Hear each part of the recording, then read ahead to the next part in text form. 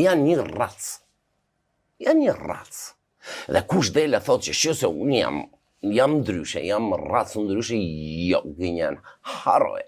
Janë një racë. Janë një racë. Do thua është ti, po kush ta bëj? Nuk e di dha, por bota ka shembuj fantastik. Po ti pse se ke bërë blet? Pse ti quhesh sot tradhtar? Unë quhem tradhtar, po. Ndoshta është gabim që, por kjo është pse s'keni du ta luftosh? Jo, një minutë tani, nuk mund të bësh fajtor mua.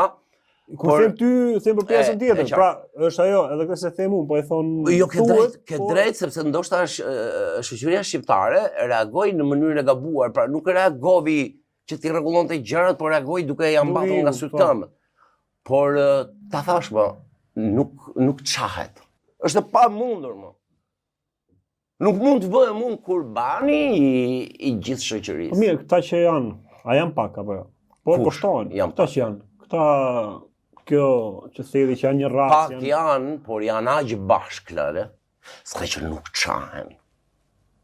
Jam bërë tufa e maskarenjve, po fillon po sqarohet. Dikur kishim maskarenjë të majtas dhe maskarenjë djathtas. Tani na e bërë, na shpërndar maskarenjë dhe na kanë rrethuar në të gjitha anët.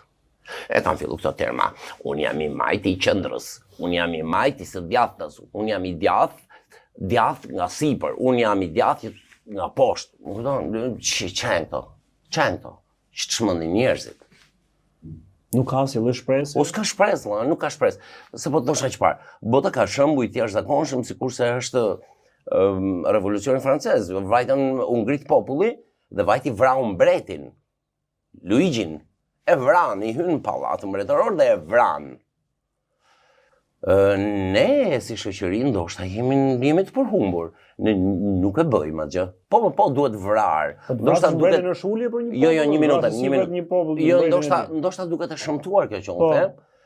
Ekstreme pak primitive, se nuk mund të krahasosh. Se ne jemi edhe një shoqëri që gjykojmë, gjykojmë shumë njëri tjetrin. Po të marrë dikush për shembull, i ra dikush edhe atëherë ra dikush ngrusht Berishës, liderit PD-s historik, legjenda e popullit. Po. Do të çojmë? Okej, çojmë. Ose i bie çike shumë. Okej. Hajde po çojmë për ty po anis. I ra ngrusht u boname, si vjet turpët të vritet, pushkatohet, bëhet etj. Ky popull jemi ne. Altin Xhabletin, unë nuk dua. Pra kush është situata, gjendja ku jemi sot është për shkak të popullit apo politikanëve? Si këto e kanë këtë mision kanë. Ndoshta e të prova dhe unë kur thash ta vrasim, unë nuk them ta vrasim, jo, po thosha, po sjell një shembull se si reagon shoqëria, si ka reaguar shoqëria. Ndoshta ne nuk kemi nevojë të vrasim, jo ndoshta, por nuk kemi nevojë të vrasim. Ne kemi nevojë që pikë pari, klasa politike, sepse sot politika, sa është e keqe, është e domosdoshme, se politika i zgjidh sa halle. Sepse jo të gjithë njerëzit, domethënë, unë të marr ty në punë 4 vjet si politikan, duke qenë se ne njerëzit 3 milion shqiptar, ne do bëheshim lëmsh për të miratuar një ligj. Imagjino të pyesë 3 milion shqiptar, 4 orë do bëj. Atëherë, për të sistemuar gjërat, ne vendosim njërin që ta bëj ai. Ne e zgjedhim si më të aftë. Por nga ana tjetër dhe ai i del për zot kësaj pune, duke na thënë që shjo, më votoni mua sepse unë i dal për zot kësaj pune. Unë ja u zgjidh këtë hall. Pra ne nuk e japim atë që ai të marrë karrigën, ti ngjitet bytha në karrigë dhe kudo që shkon ai të marrë karrigën me vete. Karrigën e kemi të paguar ne. Ky model është krijuar në Shqipëri, kjo është e keqja. Po janë banditë more, janë nuk e di, nuk di çfarë të them se ndoshta e rëndoj situatën prapë sikur se thash për revolucionin francez. Ne nuk kemi nevojë të vrasim. Ne duhet të vrasim këtë mitin e liderit që ne kemi ndërtuar. Kjo është e bukur.